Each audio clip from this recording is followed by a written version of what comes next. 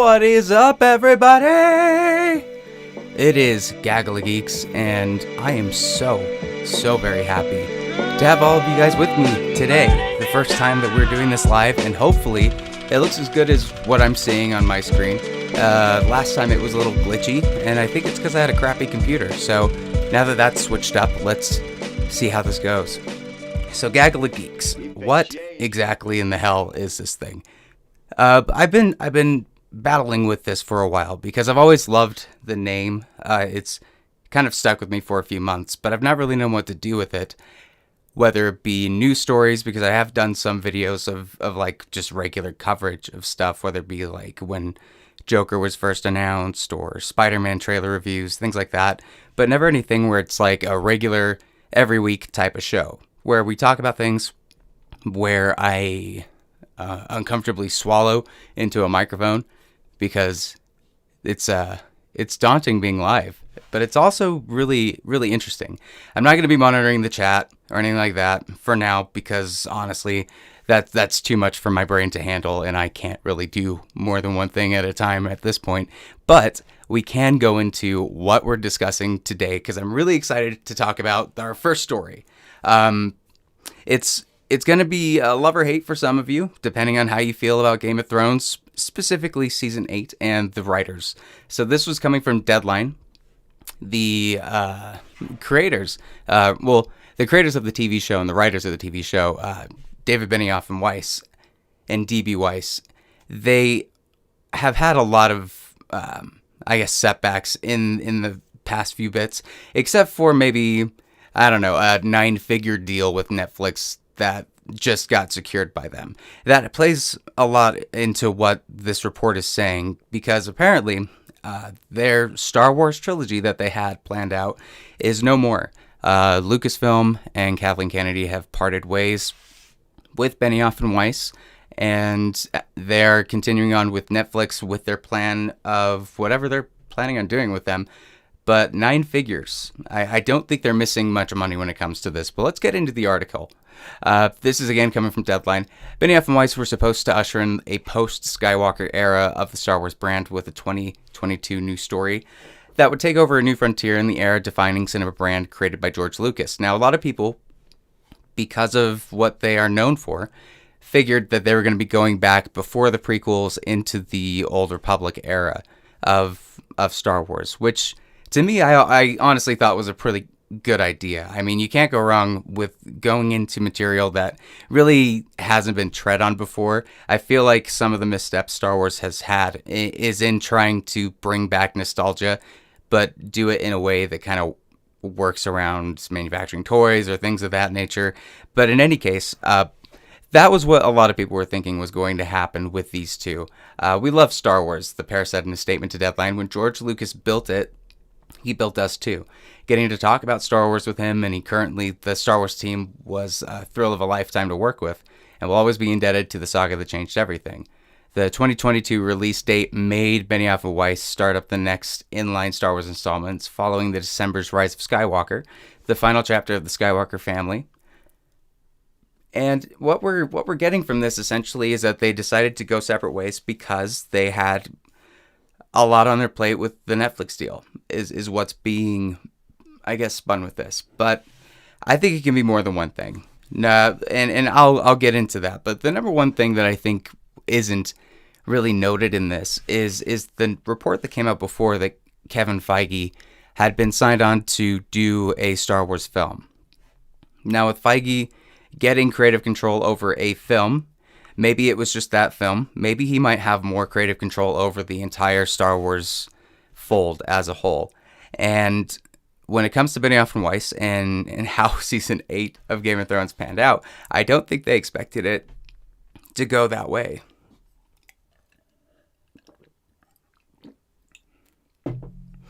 That's going to happen a lot too.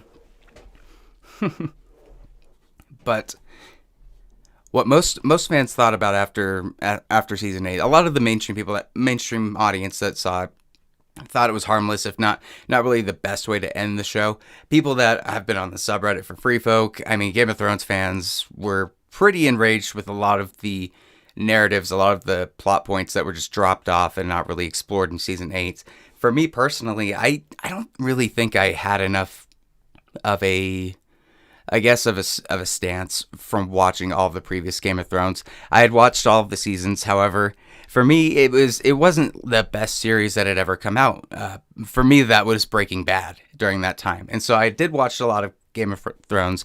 I caught up on everything, but once it hit to season 7, when a lot of fans were starting to say, "Hey, this feels a little bit wonky compared to what the books are," and when the creators started to drift away from the books because they hadn't been made at that point, that's when even myself started to kind of notice that the quality dripped a little bit.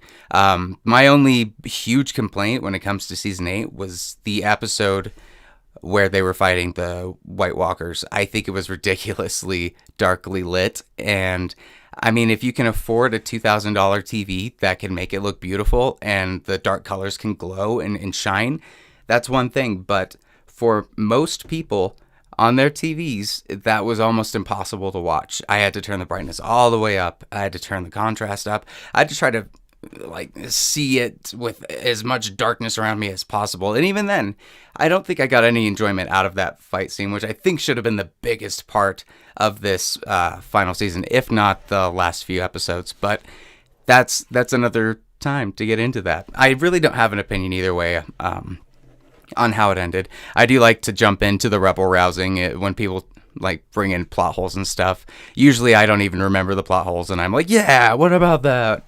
But with this, I don't think that there's much to grieve about if you're a Star Wars fan, and there's certainly not much to grieve about if you're Benioff and Weiss. They're going to be sitting comfortably with a 9-figure deal with Netflix, doing whatever they want creatively and working on whatever stories they're doing. I have a theory that maybe they could be working on their own cinematic universe in the Mark Millar world because they did buy a lot of those properties. But for Star Wars fans, I don't think we're really missing out much, especially because the Star Wars fans and the Game of Thrones fans, at least the more vocal minority, seem to come from the same group, the people that hated season 8 and maybe didn't have as much of a good time watching The Last Jedi or The Force Awakens, or Solo, even for that matter. So I would say that in this case, I mean, we're not missing out on too much, but it is one of those situations where I'm glad that we're kind of moving away from some choices that maybe weren't considered like a slam dunk in a lot of ways. So that's my thoughts on this. What do you guys think? Leave a comment down below. Do you think Beatty and Weiss should have had a shot to do their trilogy? What do you think their films were going to be? Was it just 1? Was it 3? And let me know down below. So that's the first story. Whoa! I covered the first story and it wasn't crazy. I didn't throw up everywhere and stuff. Okay. All right, let's jump into the next one. This story is actually not necessarily... It's a two-parter. I kind of teased it up a bit to have a part for Kylo Ren. There's a little blurb out on this New Yorker article about Adam Driver that does talk about Kylo Ren in The Rise of Skywalker, but I mainly wanted to talk about this article because Adam Driver is a badass motherfucker. Holy shit. The things that you will learn when you read this, and you have, I think, 5 articles free that you can get from the New Yorker, so I highly recommend going and checking this out. What he was able to do in the military, deciding to go into the Marines, the toughest part of the Marines. He said that in the article, actually, he really signed on to that specific branch because they made it seem like it was going to be one of the toughest things that he would have to be a part of, and that there wasn't a signing bonus or anything like that. So when he got that kind of challenge, he rose to that, which I think is really admirable. The article kind of talks about the caliber of actor he is and why so many directors want to work with him so much. And I think it was great. Spike Lee, who had done BlacKkKlansman last year, which Adam Driver was a supporting cast of, I think he said it best where he just said, game, respect, game when it comes to Adam Driver. What I think is so great about him as an actor is just he's very unique in the way that he presents himself physically, the way that his dialogue is given, and I think his overall look. It's not really one of those looks that we get nowadays. We have no limit of like action stars like Dwayne The Rock Johnson and John Cena, Vin Diesel. We've got all the Chris's like Chris Hemsworth, Evans, and Pratt, Pine, whatever else you can think of. We have a lot of typical like male actors that you see in certain roles, like your Brad Pitts, your George Clooney's. Adam Driver, I feel, fits into a sphere that this article talks about is more in like the Jack Nicholson fold, which I think is fantastic. Adam Driver is one of those actors that kind of can mold within any role that he's in, and is just so charismatic in each thing that he does that I really recommend you guys going and checking this out. But let's get into the heart of this that I'm sure everybody wants to talk about, is in a little blurb that J.J. Abrams has talking about Driver in the role of Kylo Ren. He says, Kylo Ren feels like he hasn't arrived. Even as he becomes Supreme Leader, he's wanting. It's like anyone you know who thinks that when he arrives where he's going, he will feel fulfilled. For Kylo, the hole only gets bigger. So I think to me, this still is ambiguous enough to really not look into what he's trying to say as far as Rise of Skywalker. But I have to admit, when I think about Kylo Ren and how they would be planning to conclude his character, I think the redemption part is going to play a big part in this film. So whether or not you're excited for that or not, whether you want justice for Han and have that fucker get beheaded, Count Dooku style, or whether you're just thinking, you know, if they can just give me the original feel with like the three characters, just show them in one scene, give me something like that, I will feel okay, then that's fine too. But I think with Kylo Ren's character, he definitely is the most interesting character of the new saga. Say what you want about Rey and her parentage and all of that. I think Kylo Ren as a character is the most interesting, the most flawed in a lot of ways. And I don't necessarily know if there's redemption for me when it comes to Kylo Ren. I think this is a question that each moviegoer is going to have when they go into the theater and sit down and watch The Rise of Skywalker. But it's very interesting that J.J. Abrams is saying this right now, just before. He's definitely one to keep a mystery going for his characters. So the more that they're talking about these characters, a part of me feels like they're going to pull the rug out from under us. Maybe Kylo Ren goes full bat and just freaking beheads Rey or something.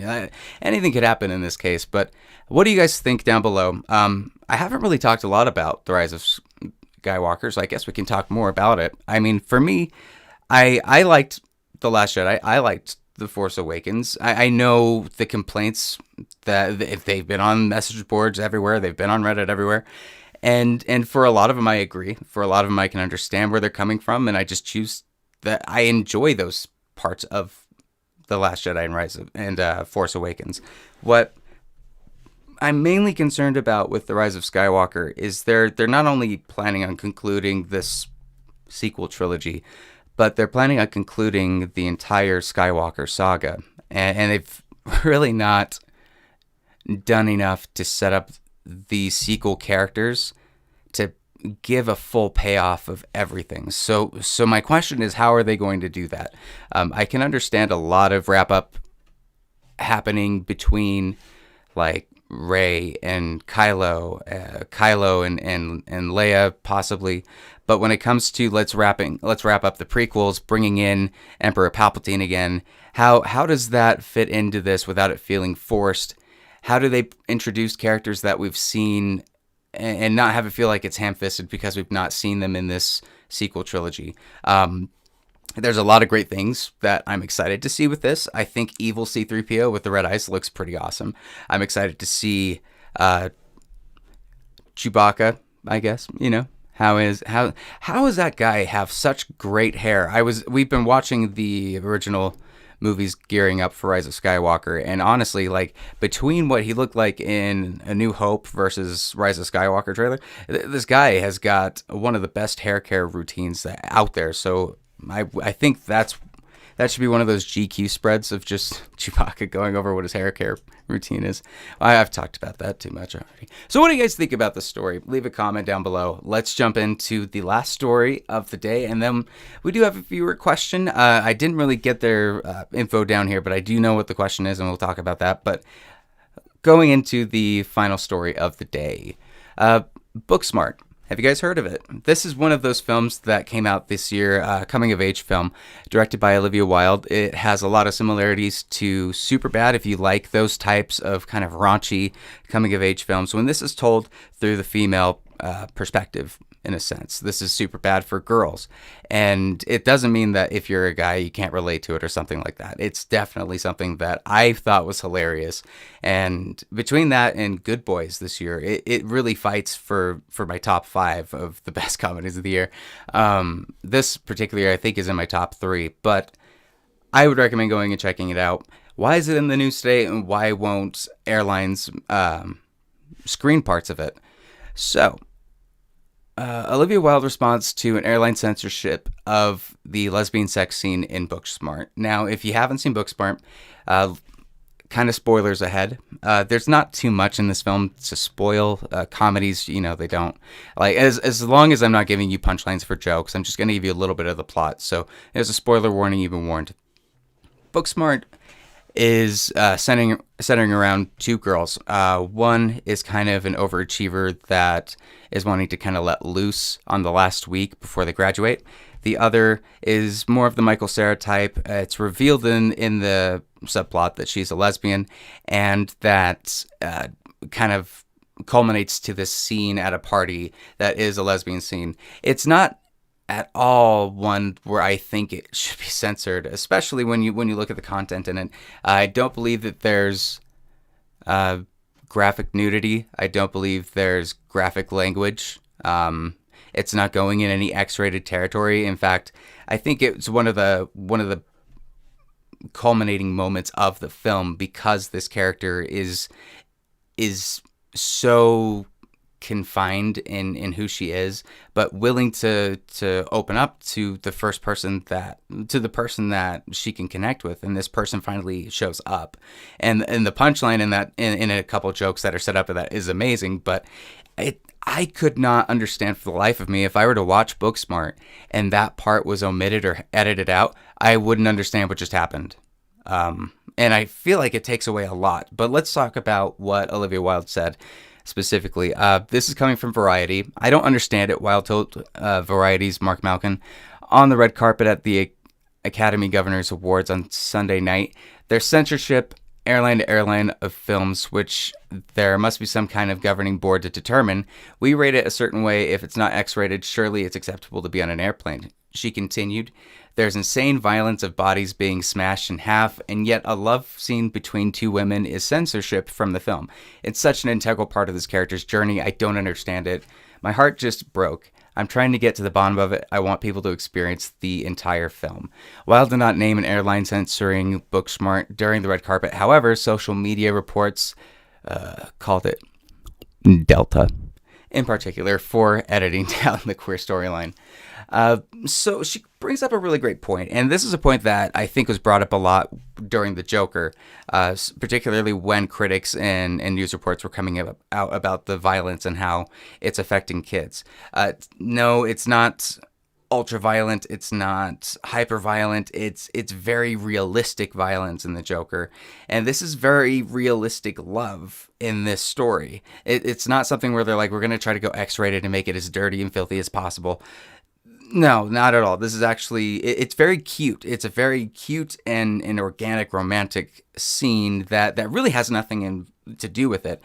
And to censor that out while they feature John Wick 3 with some of the most violent scenes that you could see, with some of the most inane objects like a book or a pencil in John Wick 2, it's a little bit annoying, in my opinion.